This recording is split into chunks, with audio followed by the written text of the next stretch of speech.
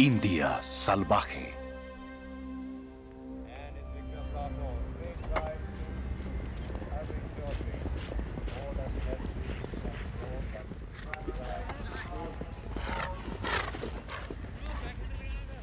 India fue gobernada por los británicos durante 200 años, pero en la década de 1930 el control del poder colonial sobre el subcontinente estaba empezando a escurrirse. La naturaleza, venerada y defendida durante siglos por el pueblo indio, llegó, bajo los británicos, a ser vista como un bien explotable, como un bien comercial por ser saqueado para provecho y en la que podía cazarse implacablemente por placer. En los últimos días del Raj, el tigre ya era una de las especies amenazadas. Pero nadie imaginó que la más grande amenaza a este magnífico animal y a la India salvaje como un todo estaba todavía por venir. Cita con el destino. Los arquitectos gemelos del movimiento de liberación indio en las décadas de 1930 y 1940 fueron Nehru y Gandhi, cuyas visiones de un desarrollo democrático fundamentado en las ciudades incentivó a millones. Pero con la muerte de Mahatma Gandhi, fue su amigo y discípulo, Jawaharlal Nehru, quien heredó el manto del liderazgo y conduciría a India en la dirección de una rápida industrialización estilo occidental.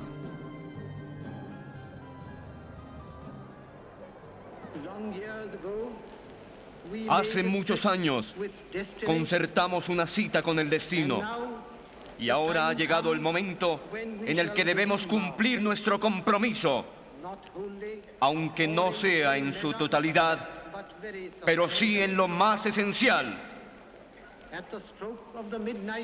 Al golpe de la medianoche, cuando el mundo duerma, India despertará a la vida y a la libertad.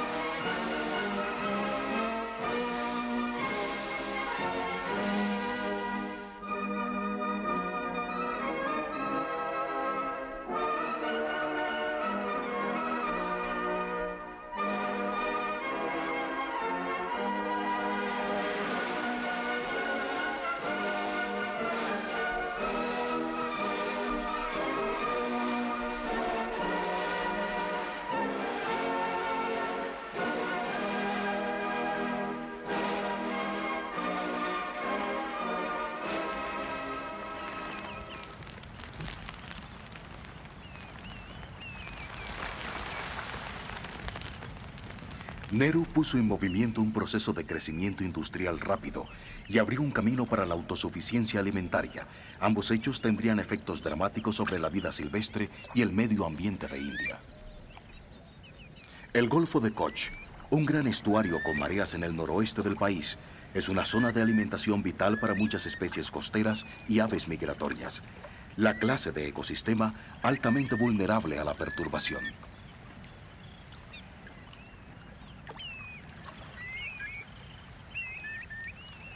Mientras la marea de la mañana retrocede, miles de aves zancudas y otras especies se alimentan de los abundantes desperdicios que pueden encontrarse en la orilla.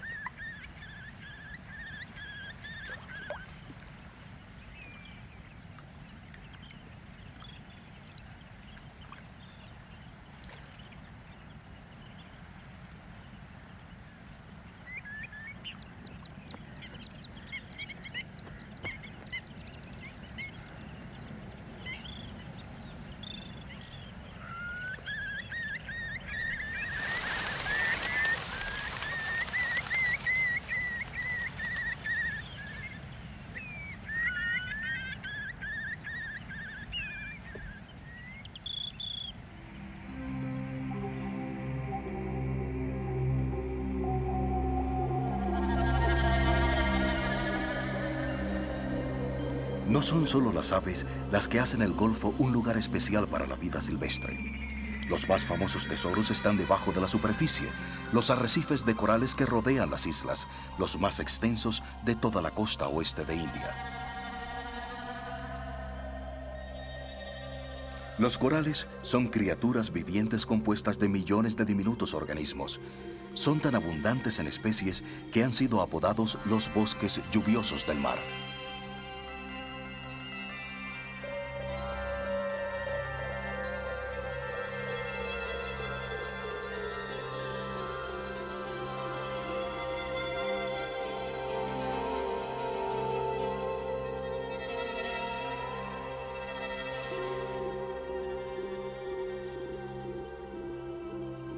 En los años posteriores a la independencia, gran parte del coral de India fue saqueado para materia prima de la industria del cemento, y el del Golfo de Koch no fue una excepción. Aún así, sobrevivieron grandes zonas de coral vivo, y la isla Pirotan, en el corazón del Golfo, fue declarada en 1981 el primer santuario marino de India.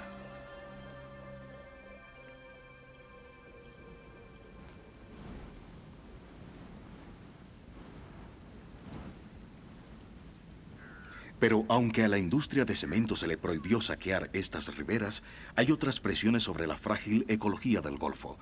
Presiones provocadas por un incremento en la actividad económica y en la población humana.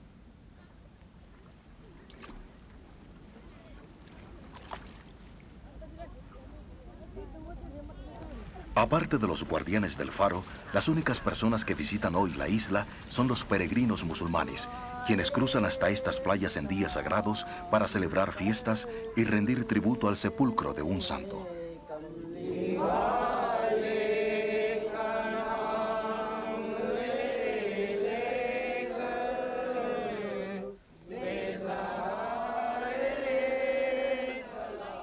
Tradicionalmente, el Islam enseña a los musulmanes a venerar la naturaleza, pero desde la independencia, la población de India ha estado creciendo rápidamente y aún en esta árida, remota zona del país, el impacto del incremento de las demandas de los humanos sobre el medio ambiente está empezando a hacerse evidente.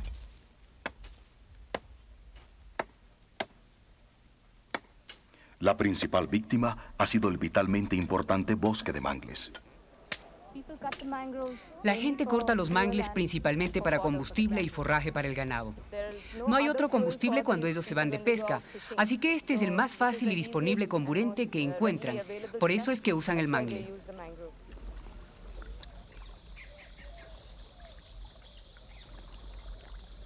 Los árboles de mangle juegan un papel crucial en el mantenimiento del equilibrio ambiental del Golfo. Sobre la superficie, el mangle provee sombra, cubriendo y sirviendo de sitio de anidamiento a muchas especies de aves.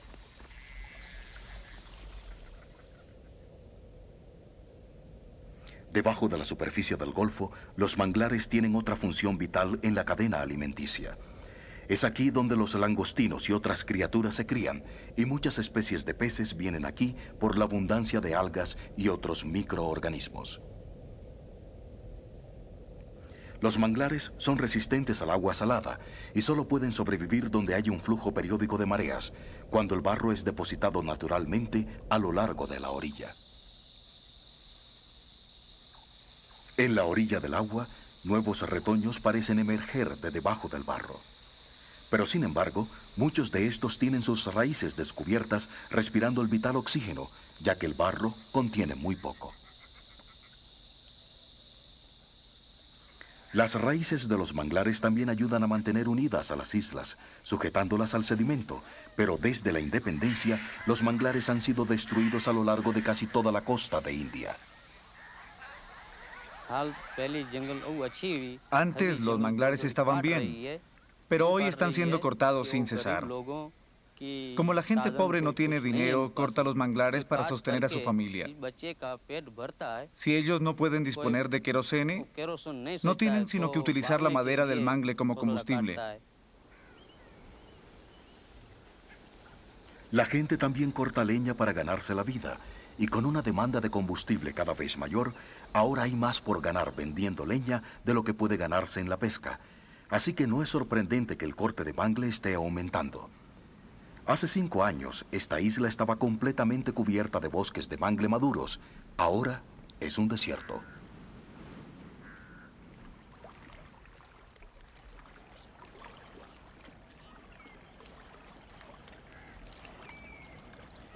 Como resultado de la desaparición de los manglares protectores, el sedimento de las colinas en erosión ha empezado a taponar los poros del coral vivo, que finalmente asfixia a los arrecifes.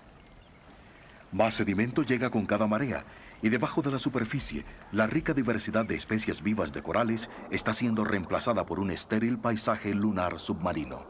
Y mientras los manglares y corales desaparecen, también los vitales langostinos y las zonas de cría de los peces. El porcentaje de corte de los manglares es muy alto en estos días y se está haciendo cada vez peor. Por esto, hay cada vez menos peces y langostinos que pescar. Si este manglar es cortado totalmente, todos afrontaremos grandes pérdidas.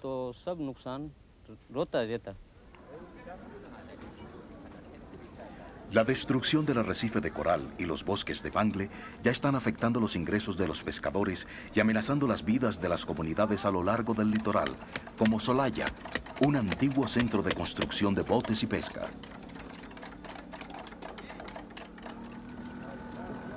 Muchos de los botes de pesca a lo largo de esta parte de la costa han sido desplazados desde la independencia por barcos rastreadores mecanizados más modernos, y con el paso de los años, como en muchas otras partes de India, la pesca ha bajado gradualmente debido a la sobrepesca. Con la destrucción de los criaderos de langostinos en los manglares, aún esta, hasta ahora segura fuente de ingresos, está en peligro.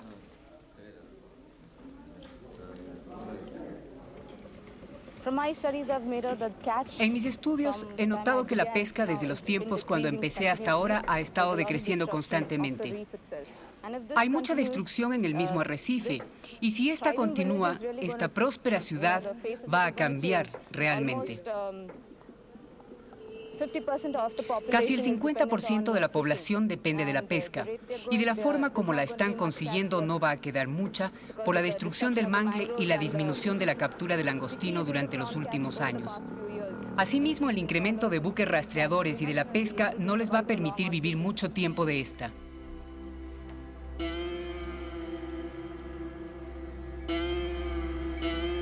La escena es típica de lo que sucedió a muchas zonas después de la independencia y de lo que está sucediendo en toda India. El tradicional equilibrio con la naturaleza ha sido alterado por una combinación del crecimiento en la población y del desarrollo, y el medio ambiente y la actividad humana están en decadencia.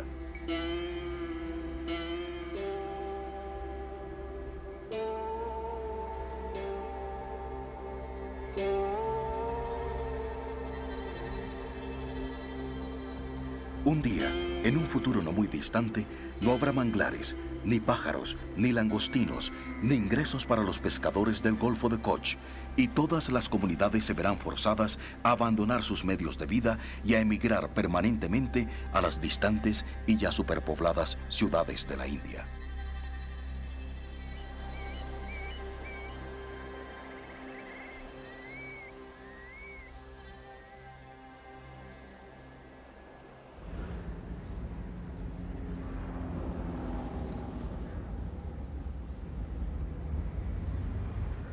India tiene ahora algunas de las más grandes ciudades de más rápido crecimiento en el mundo. La ciudad más afectada en los años posteriores a la independencia fue Bombay, que creció rápidamente de puerto de pescadores hasta convertirse en la ciudad más grande y más moderna de India. En los últimos 30 años, la constante migración de las zonas rurales ha elevado a Bombay al nivel de megápolis, con más de 12 millones de habitantes. Vienen a buscar trabajo y a compartir el sueño de Nehru de una utopía industrial.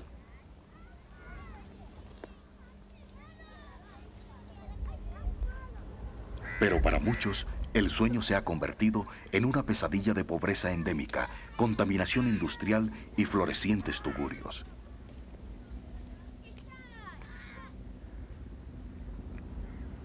Dharavi es el más grande tugurio de Bombay y el más densamente poblado de Asia. 3/4 de millón de personas hacinadas en 4 kilómetros cuadrados. La otra cara del salto hacia el desarrollo de Nehru luego de la independencia. Nehru estaba errado porque no tenía forma de saber cuál sería el resultado ambiental de su sueño, de lo que serían sus sueños industriales. Tuvimos dos caminos para escoger en 1947 y escogimos el equivocado. Gandhi quería que tomáramos un camino, Nehru quería que tomáramos otro y tomamos el que Nehru escogió. Desafortunadamente, este también produjo un aumento en nuestros patrones de consumo que provocó una megadosis de industrialización y nuestro pueblo, que pudo haber sido una de nuestras fuerzas, se convirtió en una de nuestras mayores debilidades porque este fue desarraigado.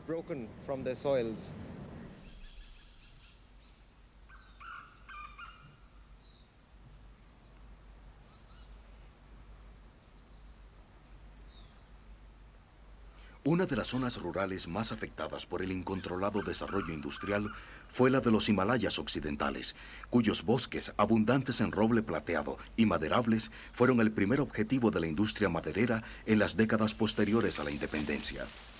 Hasta cuando los británicos llegaron a esta zona, la gente vivió aquí sostenidamente, dependiendo de los bosques para todas sus necesidades diarias y cultivando la tierra en terrazas cuidadosamente administradas. Pero el desarrollo moderno, especialmente desde la independencia, ha conducido al saqueo y a la destrucción de muchos de los recursos naturales de la región.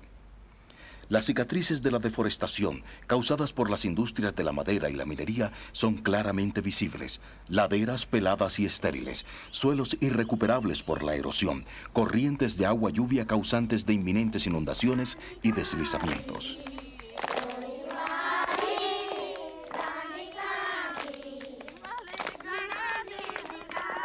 Que se hayan salvado bosques de los industriales y madereros ha sido gracias a la acción directa de los pobladores locales.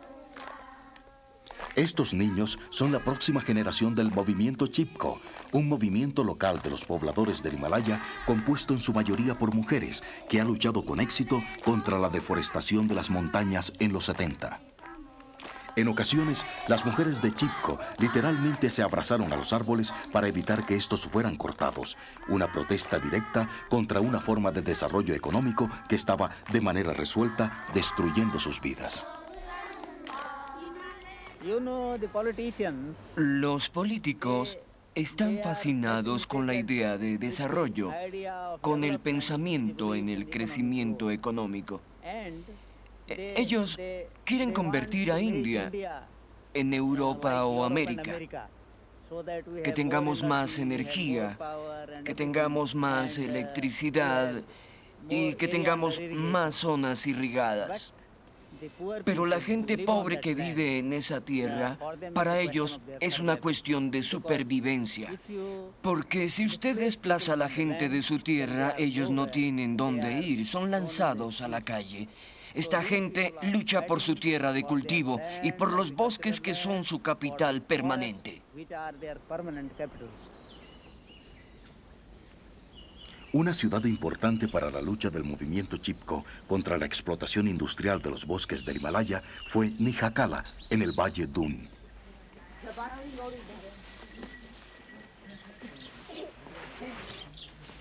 Como en todas las zonas rurales, la gente aquí depende de la naturaleza para lo fundamental de la vida. Forraje para sus animales, alimento para ellos mismos y para vender en el mercado, leña como combustible y agua de los manantiales eternos.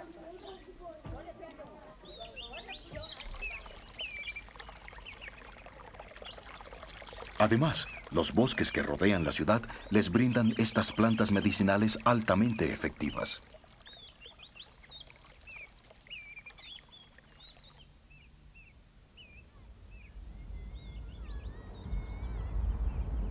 El movimiento Chipko se conformó aquí cuando el equilibrio sostenible con la naturaleza se vio amenazado por la minería de calizas. En toda la extensión del Valle Dun, la minería se expandió dramáticamente en las décadas de los 60 y 70. Minería de fosfatos para la industria de fertilizantes y minería de calizas a cielo abierto para las cementeras, para alimentar el auge de la construcción en todo el país. En Nijacala, la minería a esta escala tuvo sus consecuencias mayores en las laderas y subsiguientes valles, ahora secos y llenos de escombros que alguna vez tuvieron una estrecha, eterna y siempre fresca corriente de agua.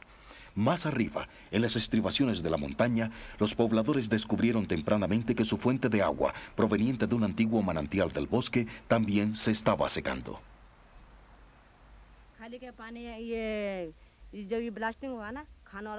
Se secó por el barrenado.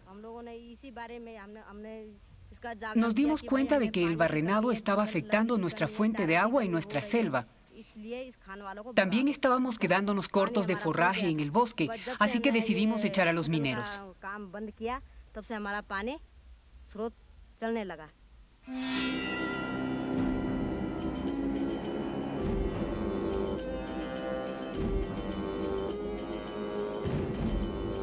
Los pobladores, liderados por las mujeres, decidieron actuar directamente y acamparon en la vía hacia la mina, bloqueando con sus cuerpos la ruta de los camiones hacia el nacimiento del valle, arriesgando sus vidas y las de sus hijos. Todos nuestros hombres, nuestros hijos y todo el mundo se unieron a nosotros y nos fuimos allá a medianoche. Y paramos sus vehículos que sacaban la cal. Nos amenazaron diciéndonos que si entorpecíamos su trabajo, nos cortarían en pedazos y nos botarían lejos. Todos acordamos que estábamos dispuestos a morir, pero que no dejaríamos salir ningún camión cargado de piedras.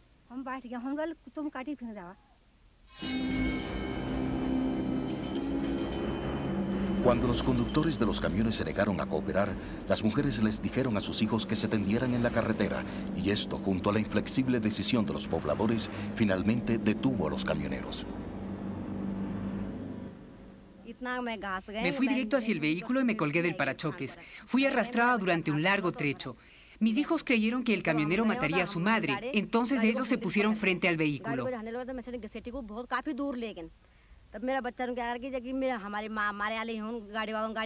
Ambos se tendieron sobre la carretera enfrente del camión. Yo estaba malherida, pero triunfamos al detener los camiones. Estábamos preparados para sacrificar nuestras vidas ese día, decididos a no dejar pasar ningún camión.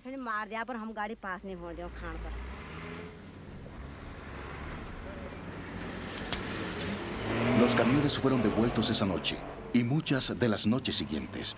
Los pobladores de Nijacala continuaron su lucha durante 3 difíciles años, soportando muchos sufrimientos. Pero finalmente, con la ayuda del movimiento Chipko, los medios de comunicación y otros grupos ambientalistas locales ganaron y la mina fue clausurada. Ahora la proporción de minería de caliza en el Valle Dun se ha reducido mucho, con solo unas pocas fábricas de cemento todavía en operación.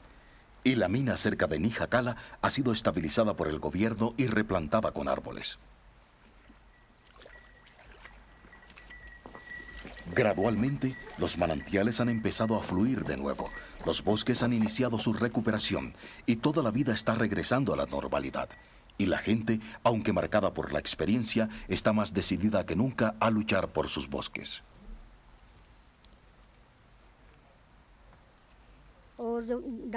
Luchamos por todo esto. Somos totalmente dependientes de nuestras selvas y estas también ayudan a mantener fresco el clima. El arado que usamos es hecho de madera. Necesitamos la madera para todo. La salud y el futuro de nuestros hijos dependen de los árboles de nuestra selva.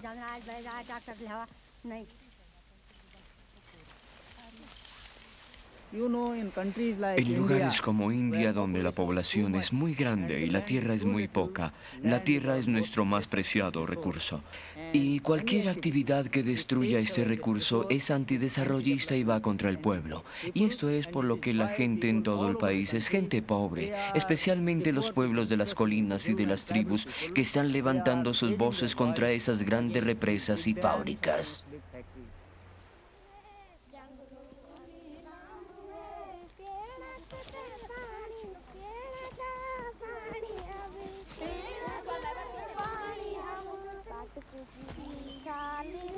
A comienzos de los 70, el movimiento Chipko era el primer movimiento ambientalista local en India y se hizo famoso en todo el mundo.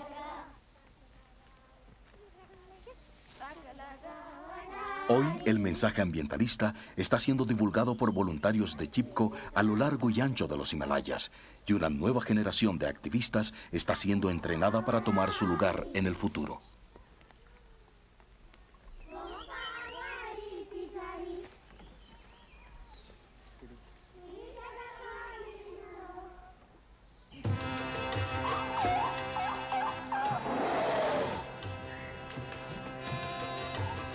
En los 70, la hija de Nehru, Indira Gandhi, tomó el lugar de su padre en la dirección del país y se hizo cada vez más consciente de la extendida pérdida de hábitat y, en particular, del peligro que acechaba al tigre.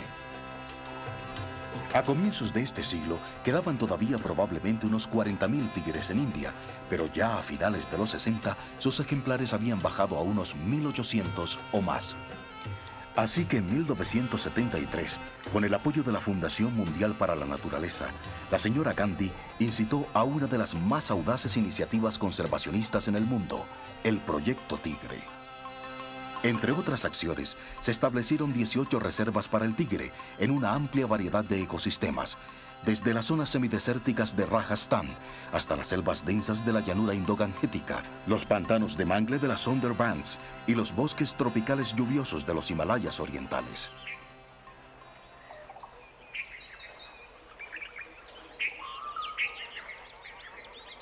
Fue llamado Proyecto Tigre, pero fue sin duda fundamentado en el ecosistema, y una gran variedad de especies fueron salvadas en el proceso de salvar el tigre. Una de las regiones más húmedas de India, Namdata, en Assam, es particularmente abundante en especies de plantas y animales. El oso negro himalayo, una de las 3 especies de osos encontradas en India, acostumbra a preferir los bosques de hoja caduca y coníferos de los altos Himalayas, pero se ha adaptado aquí en el ambiente de los bosques lluviosos más húmedos del nordeste.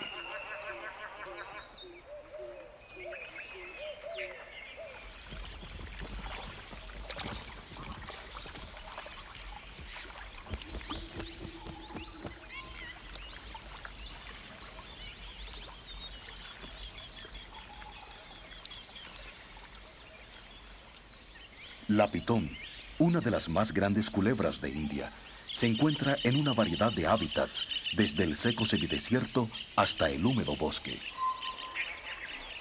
Pero muchas de las especies que viven en esta región montañosa de bosque lluvioso solo se encuentran en este ecosistema particular.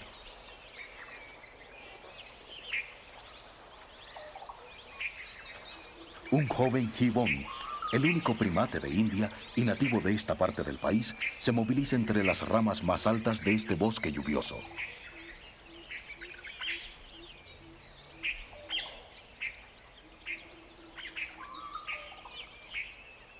Nacido de color gris claro, su colorido cambiará a negro con distintivas cejas blancas, como las de su madre, que lo observa muy de cerca.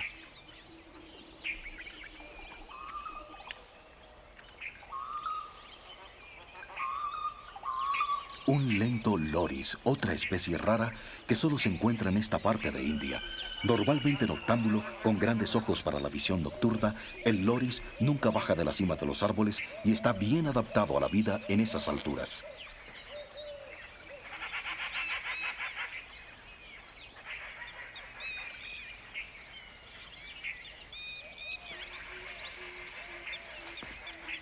Es por el énfasis puesto en el Proyecto Tigre de proteger la totalidad del ecosistema que todas estas únicas y amenazadas especies pueden sobrevivir y florecer.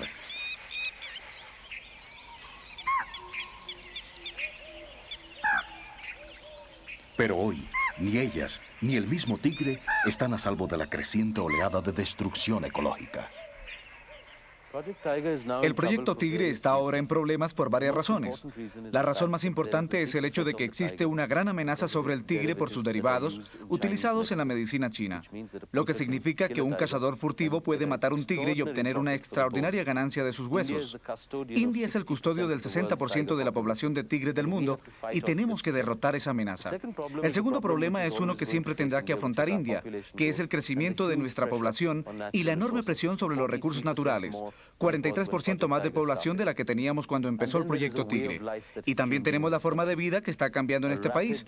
Un consumismo que crece en espiral, una fuerza de mercado, grandes problemas internos en toda India que están conduciendo a la guerrilla. Y una gran cantidad de guerrilleros que buscan refugio cerca o en la reserva del Proyecto Tigre. Este es un gran problema para resolver por parte de los administradores forestales.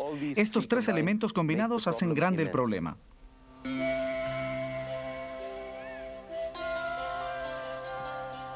Esta siniestra nueva realidad llenó primeras planas en 1992, después de un censo de tigres en Ranthambore, una de las reservas más famosas de India, conocida por sus llamados tigres amistosos.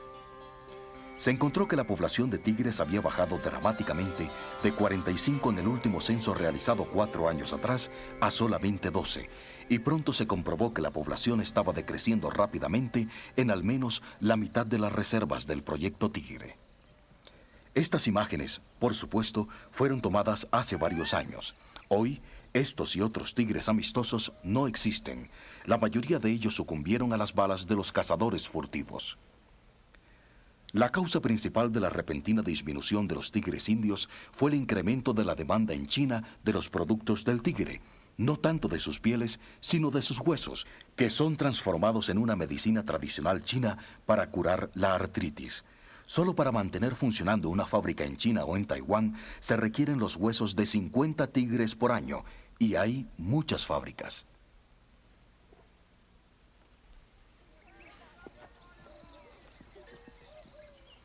Tanto como este está el problema de la invasión humana, y Ranthambore es un clásico ejemplo de la reserva del tigre asediada por el crecimiento de la población. Cada día cientos de mujeres de los poblados, algunos a varias millas de distancia, viajan al parque y regresan con su provisión de leña. Otros daños son causados por los rebaños de cabras y otros animales domésticos que son llevados a los bosques protegidos a pastar las ramas y la hierba de la reserva, provocando gran cantidad de destrozos. Para muchos pobladores no hay dónde escoger, ya que en muchas de las zonas fuera de los linderos del parque ha desaparecido el pasto o está agotada la tierra, con pérdida masiva del suelo a causa del viento y las inundaciones estacionales. Una acción urgente era necesaria y en 1989 tomó forma en la Fundación Ranthambore.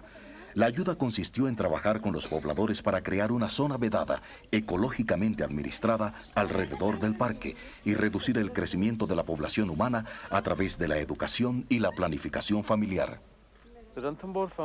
La Fundación Ranthambore fue creada principalmente para encontrar el tipo de armonía entre el hombre, la naturaleza y la vida silvestre.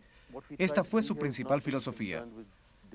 Lo que tratamos de hacer aquí no tiene nada que ver con el desarrollo que existe en una ciudad. Actualmente estamos trabajando con las comunidades para conseguir que ellas administren todos estos bosques. Y ese es el único tipo de administración que puede darse. Para que esto suceda, se tiene que trabajar con una forma de vida. Conllevaría un cuidado primario de la salud, conllevaría recompensar a una generación que viene de una actividad tradicional que podría ser la ganadería. Conllevaría trabajar con los niños, no en la educación formal, sino en la informal. Comprender el uso de la tierra, comprender lo que es la ganadería, comprender las posibilidades que existen alrededor del poblado sin necesidad de marcharse a la ciudad. Ellos tienen que desarrollar su zona circundante. Esto es ecología local, pero conectada al Parque Nacional Ranthambore. Son los primeros días, pero ya se nota un entusiasmo en los poblados y un creciente sentido de comprensión de que el futuro de su medio ambiente local es de importancia crítica para sus vidas. Dándoles tiempo y protección al pastoreo, las tierras alrededor de Ranthambore se convertirían nuevamente en bosques cuidadosamente administrados y asegurarían la supervivencia de sus poblados. Y si esta zona vedada de ecodesarrollo se establece y funciona, el esquema de Ranthambore podría servir de modelo a reservas de vida silvestre en toda India y quizás sea la última oportunidad de salvar el tigre. Va a ser muy difícil salvar el tigre. De la forma como las cosas están pasando, hará que tal vez se extinga antes de que acabe el siglo o un poco después del comienzo del próximo. Virtualmente extinto, debe haber unos pocos ejemplares donde quiera que haya un bosque.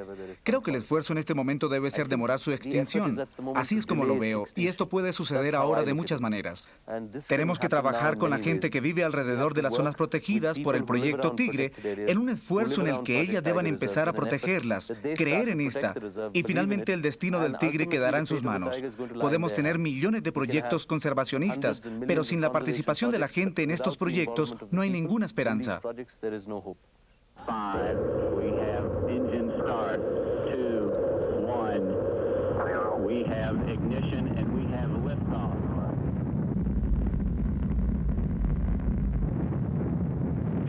1 plus 24. Copy, Houston, and right now we're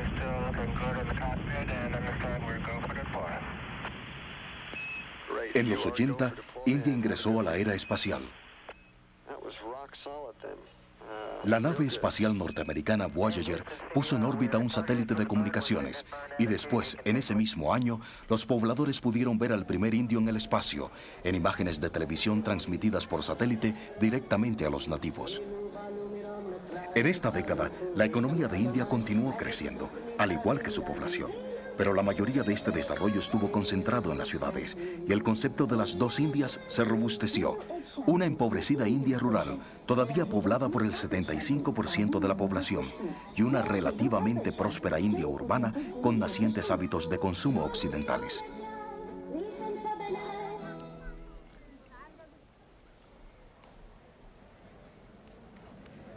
Bombay en los 90 simboliza la nueva política del gobierno de agresivo crecimiento económico. India vive ahora las angustias de una revolución pacífica, mientras se libra de muchas de las viejas formas socialistas y proteccionistas y acoge con beneplácito las inversiones del resto del mundo. Durante años, el tercer mundo o sur ha acusado al mundo desarrollado de perpetuar un sistema económico injusto y perjudicial para el medio ambiente. Pero en la nueva India de libre mercado, esta es una historia diferente. Los patrones de consumo del norte están afectando directamente el medio ambiente del sur. Los bosques lluviosos están siendo convertidos en papel higiénico o hamburguesas. Pero un daño aún más perverso es el hecho de que sus ambiciones sean exportadas a nosotros y casi como el caballo de Troya. Este maravilloso sueño consumista ha sido ubicado en las colinas de nuestro país y lo hemos arrastrado. Y desde el vientre de esta bestia estamos destruyendo nuestra propia nación. Así que no es solo una cuestión de norte y sur, no, es también el norte dentro del sur, y ese es el verdadero problema que el movimiento ambientalista tendrá que enfrentar en India. La cuestión de ser capaces de luchar contra los tenemos y prevenir que estos acaben completamente con los no tenemos ahora mismo.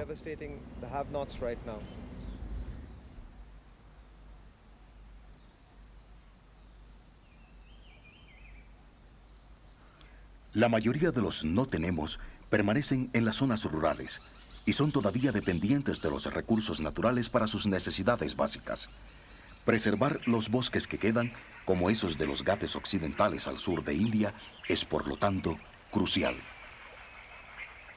Como en los Himalayas, estos bosques del monzón protegen los suelos y alimentan los ríos. También aportan una rica diversidad de vida silvestre.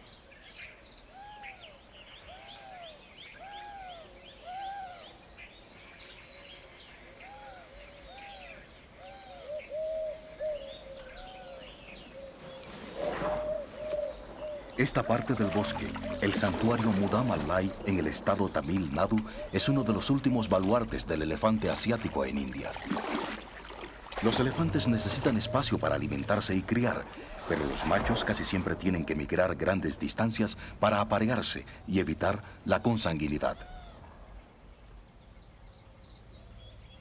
Pero los hábitats del elefante se han reducido seriamente en los últimos 20 años. Y hasta las vitales rutas de migración o corredores de elefantes están siendo ahora desmanteladas a la espera que un programa Proyecto Elefante se inicie.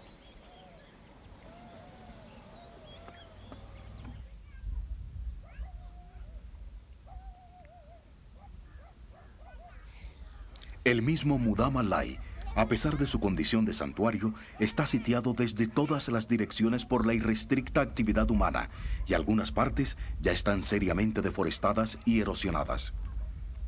Por una parte están los invasores colonos ilegales, trayendo consigo actividades destructoras del medio ambiente como la minería y la agricultura en empinadas laderas. Y esa incesante presión de la población que conduce al establecimiento de asentamientos.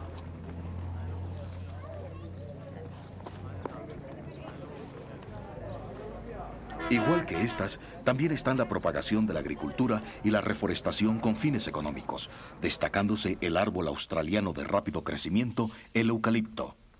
Además de que consume grandes cantidades de agua, el eucalipto da pocas oportunidades a que se desarrollen otras especies, y estos bosques son, además, de poca utilidad tanto para la vida silvestre como para los residentes locales. De hecho, los únicos que se benefician de todo son los industriales.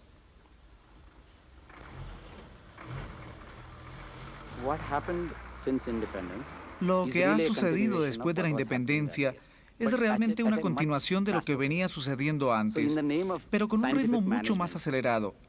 Así, a nombre de la administración científica y del desarrollo industrial, en la propiedad común de los recursos, los bosques, los ríos, los lagos y demás, ha habido un asalto implacable a estos, a nombre del tan cacareado desarrollo industrial.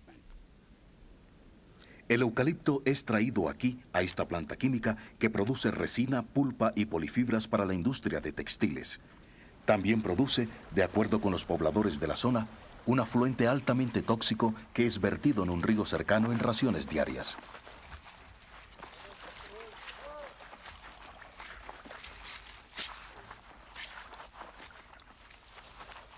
Río abajo, esta contaminación ácida ha estado causando durante años serios perjuicios a la población local, arruinando su pesca y dañando su salud. Cualquiera que utilice el agua está corriendo un riesgo, particularmente los niños.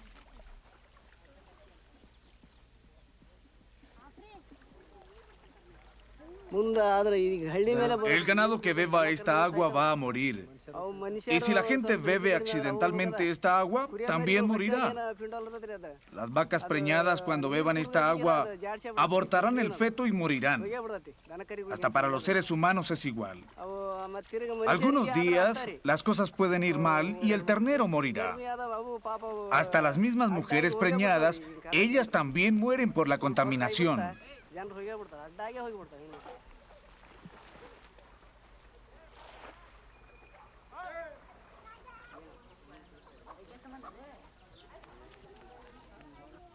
Aquí, como en todas las zonas rurales, la naturaleza ayuda al sostenimiento de los artesanos locales, aunque sea suministrándoles alimento, forraje y combustible. Estas mujeres están haciendo platos de hojas para usarlos en las ceremonias del templo.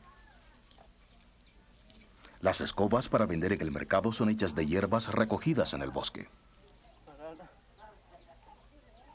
Los árboles de eucalipto, además de que son de poco uso práctico para los residentes locales y consumen grandes cantidades de agua subterránea, algunas veces son los causantes de la sequía de los pozos. Teníamos muchos bosques aquí, esto era muy hermoso. Acostumbrábamos a conseguir aquí nuestro combustible, nuestro ganado iba allí a pastar. La gente de las polifibras llegó y usó sus motoniveladoras para allanar el bosque. Destruyeron todo y ya no hay combustible para nosotros ni hierba para nuestro ganado. Y plantaron eucalipto. En este poblado, con apoyo legal y científico de la organización IROMAF, la gente decidió emprender la acción para proteger sus bosques, solicitando que fuese cambiado el eucalipto. Para ellos, el producto de sus tierras de bosques naturales era la clave de la supervivencia. Empezaron a demostrarlo, y cuando eso no funcionó, tomaron acción directa arrancando los eucaliptos y reemplazándolos con plántulas de árboles que fueran utilitarios para la gente. Una acción que luego se llamó Arranca y Planta.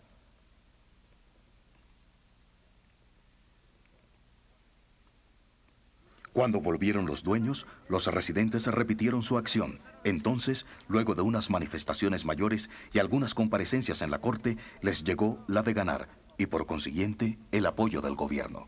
Ahora los árboles plantados son aquellos que su conocimiento tradicional les dice que son valiosos. Este árbol aquí es llamado siricadar.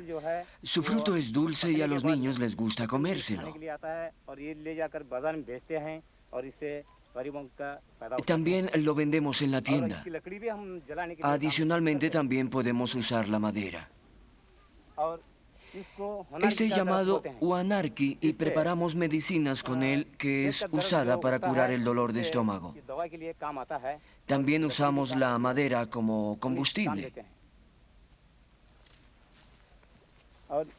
Y este es un árbol que llamamos gobi y lo utilizamos para fertilizar los suelos. También es utilizado como leña.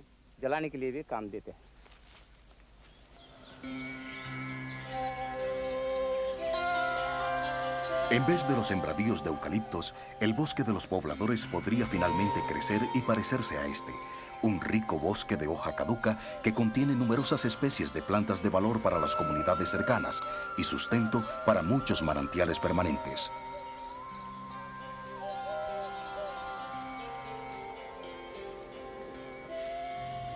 Si los bosques de los Ghates occidentales pueden ser protegidos y regenerados, también serán salvadas innumerables especies animales y el elefante asiático tendrá muchas mejores oportunidades de supervivencia y sus corredores migratorios permanecerán intactos y se detendrá el impacto de la actividad humana.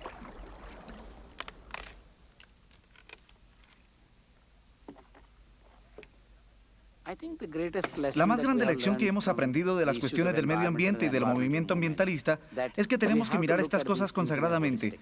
Creo que el control de la población es para nosotros un factor muy importante, pero lo que es más significativo en nuestra opinión es la codicia que causa este tipo de incesante forcejeo, el mismo estilo de vida, los tipos de instituciones que hemos construido, los tipos de utilización insostenible de estos recursos naturales que hemos desarrollado, los tipos de procesos de toma de decisiones centralizados y los gobiernos que han surgido. Estos son los mayores contribuyentes de la destrucción del medio ambiente.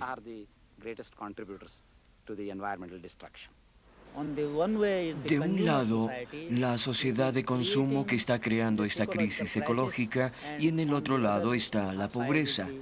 Pero esto puede salvarse si cambiamos de este consumismo a una sociedad en la que las necesidades básicas de todos sean satisfechas. Y la manera es muy sencilla. Alguna vez Gandhi nos lo dijo, que con lo que nos rodeaba debíamos ser autosuficientes en nuestras necesidades básicas. Así que lo que tenemos que hacer es asumir el cuidado de nuestra tierra, de nuestros bosques y de nuestros ríos. En este momento, una esencia del pensamiento de Gandhi es vital para preservar los hábitats naturales, los parques nacionales y el tigre, porque hay un sentimiento básico en su pensamiento acerca de las necesidades verdaderas y la ambición del ser humano. Y en este momento en el planeta Tierra vemos demasiada codicia que ha hecho olvidar las necesidades verdaderas. Los más pobres de los pobres viven probablemente peor que como vivían antes. Las distancias supuestas entre la zona urbana y la rural son grandes. Los abismos están aumentando. Y a menos que haya una sencillez en la forma de pensar, en la forma de vida, no habrá esperanza de salvar ningún recurso natural, ninguna vida silvestre, ni nada bajo el abrigo de la naturaleza.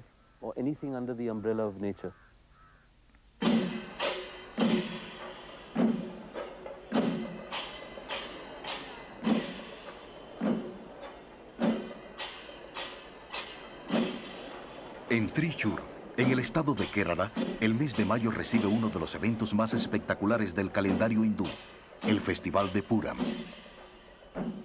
La mayoría de los elefantes de aquí eran silvestres y han sido domesticados, ya que entrenar elefantes nacidos en cautiverio es muy difícil. Algún día, estos necesitarán ser reemplazados por nuevos elefantes silvestres. Pero, ¿habrá quedado suficiente bosque para mantener en el próximo siglo la población de elefantes de India?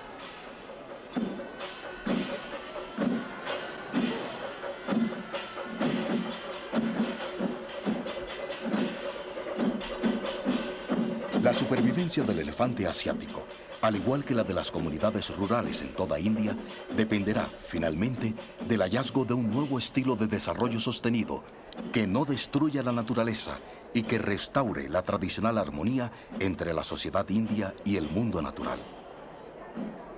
Mientras se acerca el fin del siglo y la población de India se acerca a la cifra de los 1.000 millones, la nación afronta una segunda cita con el destino, aún más significativa, quizás, que la primera.